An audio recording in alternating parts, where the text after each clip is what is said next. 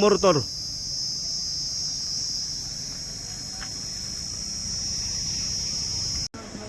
నీ వయసు ఎంత? లేబర్ ఆఫీసర్కి ఫోన్ కరు. ఎన్నో తరగతి పడాను?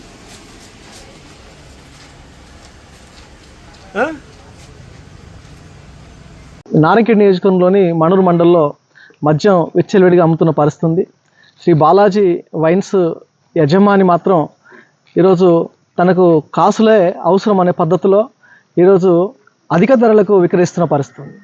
వాస్తవానికి ఆ మద్యం షాప్ నుంచి కూరగాయల పద్ధతిలో ఆటోలలో వేసుకొని ఊర్లలో తరలిస్తూ దుకాణానికి సెల్ చేస్తున్న పరిస్థితి. అనగా ప్రతి కిరాణా షాపులలో కూడా ఈరోజు నిత్యావసర సరుకు రీతిగా ఈరోజు ఆ మద్యాన్ని సప్లై చేసి అమ్ముతున్న పరిస్థితి. అదే కాకుండా ఈరోజు మద్యం ఖచ్చితంగా 18 సంవత్సరాల లోపున్న పిల్లలకు మద్యం దుకాణంలో రానిచ్చే పరిస్థితి ఉండొద్దు. వాళ్ళకు అసలు మద్యం అమ్మకాలు కొనుగోలు చేయొద్దు. అలాంటిది మద్యం దుకాణం పక్కనే ఒక స్నాక్స్ సెంటర్ పెట్టడం జరిగింది. ఆ స్నాక్స్ సెంటర్లో ఈరోజు మైనర్ బాలుడు ఆ మద్యాన్ని కొనుక్కొచ్చి ఇతరులకు అందిస్తూ సప్లై చేస్తున్న పరిస్థితి. ఈరోజు వైన్స్ యజమాని ఆలోచన చేయాలి.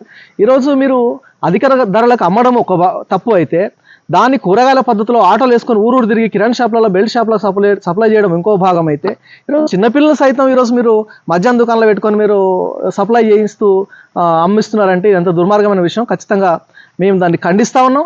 తక్షణమే ఇలాంటి యజమానులపై చర్యలు తీసుకోవాలి. ఇలాంటి వైన్స్ని సీజ్ చేయాలి. ఈరోజు మద్యం తాగి యువత అంతా నాశనం అయిపోతుంది, పిల్లలు నాశనం అయిపోతారు. ఇది దృష్టిలో పెట్టుకొని ఖచ్చితంగా అధికారులు చర్యలు తీసుకోవాలి, ఆ యజమానిపై చర్యలు తీసుకోవాలని చెప్పేసి మేము కోరుతా ఉన్నాం.